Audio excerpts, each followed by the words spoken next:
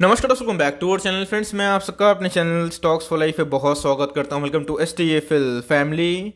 DFL में बस बात की जाए, एफएल को लेके एक बहुत बड़ी अपडेट निकल के आ रही है और आप इसको पॉजिटिव पॉइंट भी कंसिडर कर सकते हैं। और दोस्तों, स्प्लिट के पहले अगर ये सब न्यूज़ आती है तो इसमें एक और भी तेज़ी आने की संभावना है। एफएल की बात की जाए तो एक तरह का लीडिंग एड वाली कंपनी हमें दिखाई पड़ती है और इंडिया का जो एड वाले बिजनेसेस हैं उसमें काफ़ी ग्रोथ होने की संभावना है। जिस हिसाब से कनेक्टेड डिवाइसेस बढ़ेंगे उस हिसाब से इनके बिजनेस भी आने वाले कल में बहुत तेज हो सकते हैं। इसके पहले एफएल ने 238 का बॉटम लगाया था, उधर पे इतना पैनिक मच गया था कि मैं क्या बताऊं। और आपको मैंने उस समय ही बताया था, मार्केट में अगर आप हैं तो इस चीज़ की आपको एकदम समझ होनी चाहिए कि स्टॉक के प्राइस फंडामेंटल नहीं होते हैं, because price is what we pay, value is what we get. और उधर से अगर आप देखें तो सेंटिमेंट पूरा चेंज होता हुआ देखने को मिल रहा है।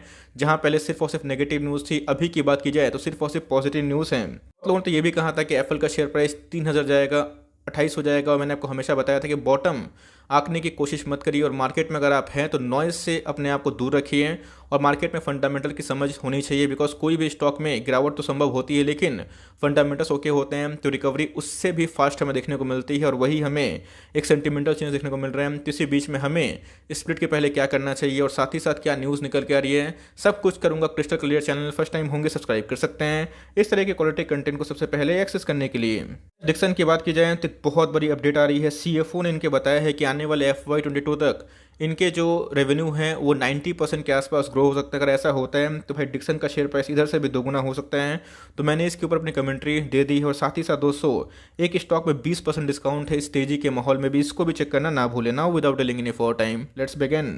इस वीडियो स्टार्ट करने से पहले जो वॉरेन बफेट सर है उनका एक कोट मैं बताना चाहता हूँ और आज के दिन ये पूरा एप्लीकेबल है कि मार्केट में जब बहुत लोग फियरफुल होते हैं तो आपको ग्रिडी होना चाहिए और जो लोग ग्रिडी होते हैं तो वहाँ पे फियरफुल होना चाहिए। और दोस्तों, मार्केट में ये साइकिल है। मार्केट में अगर आप नए हैं तो हो सकता है कि आपके लिए ये बात नहीं लगेगी, लेकिन मार्केट में अगर आप पुराने हैं तो आपको मेरी इस कमेंट्री की आवश्यकता नहीं है। आपको खुद पता है कि मार्केट में जो प्राइस सेंटिमेंट है वो हमेशा टाइमली चेंज होता है, लेकिन फंडामेंटल्स रातों रात चेंज नहीं होते हैं। दोस्तों, जिन्होंने लॉस में नहीं बेचा, थोड़ा सा पेन झेला और उनको कॉन्फिडेंस था, तो गैस इधर पे मुझे कोई भी क्रेडिट नहीं चाहिए। अगर आपके पैसे बने हैं तो भाई आपके दिलेरी से ही बने हैं। बिकॉज बहुत लोगों को मैंने बहुत बार बताया था कि 4000 पे आपको उठाना है, वही एमओएस का लेवल है और 4000 में टूटता है तो सुपर एमओएस का लेवल है। लेकिन आपने देखा कि कैसे जो पैसे हैं इम्पेशेंट से पेशेंट के हाथों में गए। और मैंने आपको बताया भी था कि FIS ने और DIS ने कंटिन्यूसली अपने स्टेक को बढ़ाया है, तो इससे पैनिक मत करिए। बिकॉज जहाँ पे ग्रोथ होता है फंडामेंटल वही होते हैं। मज़ा आ गया आज की रैली देख के। तो जी हाँ दोस्तों, आज हमें 5% के अपसाइड लगभग देखने को मिल रहा था, लेकिन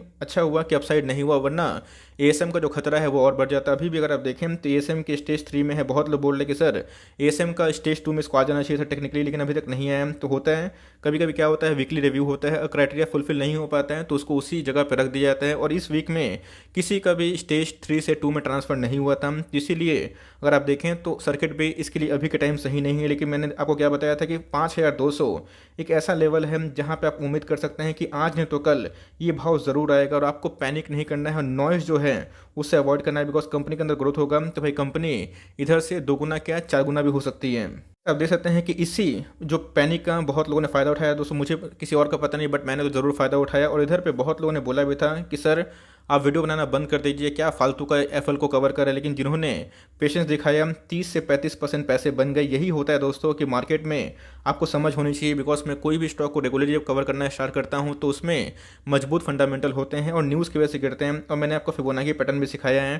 फिबोनाची पैटर्न का एक्जैक्टली दोस्तों एप्पल ने 38% करेक्शन दिखाया था। मैंने आपको उस समय बताया था इसका भरपूर फ़ायदा उठाइए। बहुत लोग जो बॉटम आंक रहे थे, आज उनकी आंखों के सामने से एप्पल का शेयर प्राइस उधर से काफ़ी महंगा हो चुका है, लेकिन इधर से और ही महंगा होगा क्योंकि आने वाले टाइम में जो न्यूज़ आ रही है इस न्यूज़ से इनको बहुत ही बेनिफिट मिल सकती है। अब देख सकते हैं कि मैं कोई न्यूज़ को तोड़ मरोड़ के बता नहीं रहा हूँ, सीधा एप्पल ने BSE को और NSE को लेटर फाइलिंग करके बताया है कि इनके जो Apple receives US patent grant significantly strengthening in its global tech IP portfolio. तो जी हाँ दोस्तों, को पता है एप्पल की बात की जाए तो एक तरह का लीडिंग कंपनी है जो किस में डील करती है, एड से। ये दोस्तों इनका 4th पैटर्न हमें देखने को मिलता है। पैटर्न क्या होता है, एक तरह का ऐसा एग्रीमेंट, एक तरह का ऐसा साइन जहाँ पे वो जो चीज़ मार्केट में सप्लाई करते हैं, जो चीज़ वो मार्केट में सर्विस देते हैं, उसको कोई एकदम हूबहू कॉपी ना कर पाएँ और सीधा ये उसमें एक मोड क्रिएट करें। तो जी हाँ दोस्तों, कभी भी कोई कंपनी को पेटेंट मिलता है, ये उनके लिए बहुत ही शानदार बात होती है, बिकॉज उनके बिजनेस पोर्टफोलियो में वो एडिशन होता है। और एप्पल जितना एग्रेसिवली से काम कर रहा है, जितना एग्रेसिवली से ये जैम को एक्वायर कर रहे हैं, बबल एआई को एक्वायर इन्होंने किया है, तो उनके भी रेवेन्यू बढ़ सकते हैं। तो जी हाँ दोस्तों, एप्पल के पास जो कैश था, उस कैश का इन्होंने भरपूर फायदा उठाया है। इस न्यूज़ की वजह से इनके एप्पल का जो ग्रांट मिल रहा है, ये सब दोस्तों इनको बहुत ही स्ट्रेंथ कर रहा है। वैसा नहीं है कि इधर से एप्पल फटाफट 10 भाग जाएगा, लेकिन इसका जो इम्पैक्ट है हमें आने वाले कुछ महीनों में, कुछ सालों में बहुत ही पॉजिटिव वे से देखने को मिल सकता है। मैंने आपको बताया था कि एप्पल के जो सीईओ ने साफ साफ बताया था कि वो अपने इंडस्ट्री जो पीयर्स है उनको बीट कर सकते हैं, अपनी इंडस्ट्री के ग्रोथ रेट को भी वो बीट कर सकते हैं। और प्राइवेसी को लेकर जो बहुत बड़ा इशू था, उन्होंने बताया हुआ था कि वो प्राइवेसी को लेकर कंसर्न नहीं कर रहे हैं, बिकॉज उनके पास इनफ वो रिसोर्सेस है जहां प्राइवेसी को अगर स्टैंडर्ड होता, टाइटनिंग होता भी है, तो आराम से उसको कंटिन्यू कर सकते हैं। साथ उन्हें कमेंट्री ये भी थी कि मार्केट में वो एप्पल तो आगे बढ़ेगा ही, लेकिन उनकी जो एक्विजिशन है और जितनी भी लैटिन अमेरिका में प्रेजेंस है और इंडिया जैसे कंट्री पे, सिंगापुर जैसे कंट्री पे उनका पकड़ हो रहा है और धीरे धीरे ये अपने एक्सप्लोर कर रहे हैं। और इनका टारगेट था 10 बिलियन मोबाइल फ़ोन तक पहुंचना। वो दोस्तों हमें आने वाले कल में ज़रूर बढ़ता हुआ देखने को मिलेगा। और इनके लिए एक बहुत बड़ा बिजनेस खुल चुका है सी टीवी। जी हाँ दोस्तों, जितने भी स्मार्ट टीवी होते हैं और बताइए जिसमें इंटरनेट की प्रेजेंस होती है, उसमें भी अभी अपना ऐड को चला सकते हैं। तो जी हाँ दोस्तों, ये इनके लिए डबल धमाल से कम नहीं था। देख सकते हैं कि इधर पे आज के दिन भी हमें अच्छी खासी एकोमोडेशन देखने को मिल रही है। आज 1,30,000 शेयर ट्रेड हुए हैं।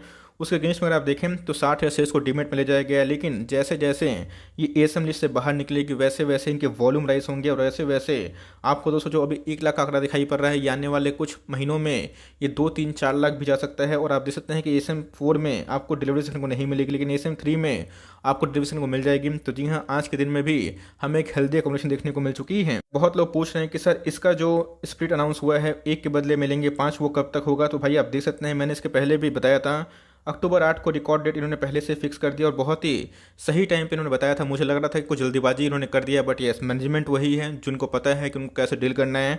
तो जी हाँ, एप्पल में गिरावट की ऐसा कोई वजह नहीं थी, लेकिन मार्केट में बहुत लोगों के हाथ से वीक हैंड से माल छीना गया और स्ट्रॉन्ग हैंड के पास ये शेयर गया। तो जी हाँ, अगर आप 6 तारीख के पहले खरीदते हैं, उसके एक दिन पहले होता है एक्स डेट, मतलब 7 तारीख को है एक्स डेट, उसके 6 तारीख के पहले खरीदते हैं अभी से, तो ही आप एलिजिबल हो पाएंगे। लेकिन इधर प्रश्न क्या है, क्या इधर पर निवेश करना चाहिए?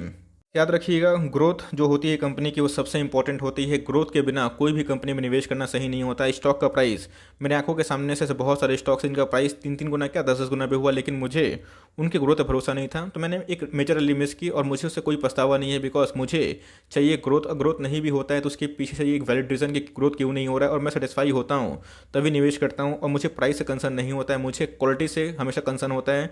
कंपनी की बात की जाए तो आप देख सकते हैं कितनी तेज़ी से बढ़ने वाली कंपनी है। प्रॉफिट की बात की जाए तो यही बहुत तेज़ी से बढ़ने वाली कंपनी हमें दिखाई पड़ती है। मतलब इनके टॉप लाइन, इनके बॉटम लाइन बहुत ही बढ़ रहे हैं।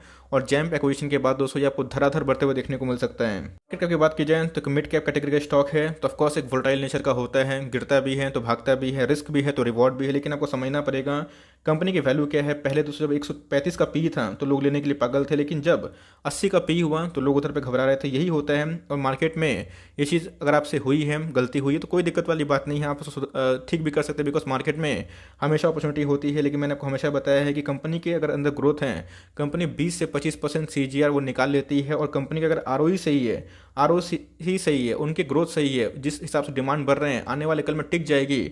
आपको ज़रूर से पार्टिसिपेट करना चाहिए। आप देख सकते हैं कि इनके जो ROC है, ROE है, वो हमें 40% के आसपास दिखाई पड़ते हैं, जो बहुत ही आउटस्टैंडिंग है। कंपनी का फेस वैल्यू कितना है, 10 दिखाई पड़ जाता है। कंपनी के प्रोमोटर होल्डिंग पर अगर आप नजर देखें, जिसके पहले प्रोमोटर ने अपने स्टेक को कम किया, तो बहुत लोगों ने बोला कि सर प्रोमोटर इतना स्टेक कम कर रहे हैं, क्या कर रहे हैं? यही रीज़न है गिरने का। मैंने आपको हमेशा बताया था कि प्रोमोटर का पास अभी भी 60% का स्टेक है। तो आप समझिए कि प्रोमोटर अभी भी मैक्सिमम स्टेक को लेकर रखते हैं और डैमेज कंपनी पे होता है तो प्रोमोटर को ही सबसे ज़्यादा नुकसान होगा। प्रोमोटर क्यों स्टेक को बेच रहे थे, उनको फंड की आवश्यकता थी, लेकिन FIAs ने और DIS ने अपने स्टेक को बढ़ाया। लास्ट क्वार्टर की बात की जाए, DIS का स्टेक बढ़ता हुआ दिखाई पड़ रहा है। हो सकता है कि आने वाले कुछ क्वार्टर में DIS का अच्छा खासा पैसा बन गया होगा 4,000 का लेवल से, वो अपने स्टेक को कम कर दे। लेकिन इससे कंक्लूजन मत निकालिएगा, कंपनी के अंदर ग्रोथ रहेगा, कंपनी पैसे बनाएगी। बात की जाए पब्लिक की, तो जी हाँ, वो भी 14% का स्टेक लेकर रखती है। नमूरा ने खुद डाउनग्रेड करके इस पे माल बटोरा। तो समझ लीजिए दोस्तों, इधर पे एक बहुत बड़ा गेम चला जहाँ पे बहुत लोगों से माल छीन लिया गया। एनालिस्ट की बात की जाए तो एनालिस्ट को अभी भी लगता है कि डाउनसाइड ना के बराबर है। 5000 का लेवल अपने आप में ही डाउनसाइड का लेवल है। और इसमें जो स्प्लिट की न्यूज़ है, उस न्यूज़ का इम्पैक्ट की वजह से ये और भी 22% अप हो सकती है और 14% का मीडियन पे ही ऐसे बड़े बड़े एनालिस्ट का टारगेट्स हैं। मैं एक ही बात बोलूँगा, इधर पे अगर आप देखें तो एफएल में कंटिन्यूसली गिरावट हो रही थी और इधर पे एक तेज़ी आई, फिर रिकवरी, फिर तेज़ी, लेकिन आज की जो क्लोजिंग हुई है ये हमें थोड़ा सा ऊपर देखने को मिल रहा है। और दोस्तों अगर ये तेज़ी कंटिन्यू होती है तो ये एक अच्छी बात तो है, लेकिन अगर बहुत तेज़ी कंटिन्यू होती है इसको फिर से एएसएम स्टेज 4 में प्रमोट कर दिया जाएगा। तो ये दोस्तों ऐसा केस हो गया है जहाँ पे आप बहुत तेज़ उम्मीद भी कर सकते हैं, लेकिन आपको ये प्रे करना पड़ेगा कि उतना तेज़ ना भागे, वरना एएसएम लिस्ट से निकलना थोड़ा मुश्किल हो सकता है। तो ऐसे टेक्निकली बात की जाए तो नेक्स्ट महीना एएसएम लिस्ट से बाहर निकलने के चांसेस हैं। तो मेरे हिसाब से अगर आप अभी खरीदते हैं तो make sure for long term खरीदें और टुकड़ों में खरीदें। अगर आप देखें तो एप्पल का शेयर प्राइस अभी भी 6200 का है और लॉन्ग टर्म तक होल्ड करेंगे तो गैस इसका ये भाव जरूर देखने को मिल सकता है। इसको तोड़ के ऑफकोर्स एक नया हाई भी लगाएगी। तो मेरे हिसाब से अगर आपको 10 स्टॉक खरीदने की ताकत है, 5000 का लेवल मिलता है, फिर उससे नीचे डिप मिलता है, या फिर सीएमपी में भी आप 2 स्टॉक से अपनी जो खरीदारी है वो कर सकते हैं और लिए हुए हैं तो छोटा मोटा प्रॉफिट बुक ना करें। आप चाहते हैं प्रॉफिट बुक करना तो आप कर सकते हैं, मर्जी आपकी है। बिकॉज अगर आप देखें तो इधर पे टेक्निकली बहुत ही ओवर सोल्ड हो चुका था, उधर पे बहुत पैसे बन भी गए हैं, लेकिन मैं इससे और भी उम्मीद कर रहा हूँ। तो मैं अपना एक भी स्टिक नहीं बेचूंगा, मैं इसको होल्डिंग कंटिन्यू करूंगा। बिकॉज कंपनी को बढ़ने के लिए टाइम देने की आवश्यकता है और एक बार ये असेंबली से बाहर निकलती है, इनके स्प्लिट हो जाते हैं, नंबर्स टुकड़ों में बढ़ जाते हैं, उसके बाद इसमें जब रैली आएगी तो कैसे ये बहुत ही तेज भाग सकती है। चॉइस आप पे है, बहुत लोग बोल रहे थे सर प्रॉफिट बुक कर लें, मर्जी आपकी है। मैं अपनी साइड से बोलूँ तो मैं होल्डिंग कंटिन्यू करूंगा। बिकॉज लॉन्ग टर्म अगर आप गेम खेलते हैं उसमें आपको पेशेंस की आवश्यकता होती है। मुझे लगता है कि सेंटीमेंट अभी इनके फेवर में है, लेकिन बहुत ज़्यादा भाग जाएगा तो ऐसे में खतरा होता है। तब चाहते हैं तो अभी भी टुकड़ों में निवेश कर सकते हैं, लेकिन मेक श्योर कि कल अगर प्राइस गिरे तो आप किसी को ब्लेम ना करें और अपने जो जिम्मेदारी है खुद ले। बिकॉज पैसा आपका है और धीरे धीरे कंपनी में फेथ नहीं है तो आप निकल सकते हैं, मर्जी आपकी, लेकिन फेथ है तो हर एक डिप्स में उठाइए, हर 200 के फॉल में, 50 के फॉल में, 100 के फॉल में उठाइए और धीरे धीरे लॉन्ग टर्म पोर्टफोलियो बिल्ड करें। तो जी हाँ, इसमें अच्छे खासे पैसे बने हैं, लेकिन और ही बनेंगे। छोटी सी कमेंट्री थी, क्या न्यूज़ निकल के आ रही है और क्या फ़ायदा मिल सकता है। आई होप मैंने अपना अनबायस्ड ओपिनियन दिया। अगर वीडियो अच्छी लगी तो एक लाइक कर दीजिएगा और चैनल फर्स्ट टाइम होंगे तो याद से शेयर करना, मतलब सब्सक्राइब करना भूलिएगा और अपने फ्रेंड्स को शेयर करें और एक लेसन सिखाएं। तो गाइस मिलते हैं जल्दी ही, तब तक के लिए bye. Thanks for listening friends, God bless you all.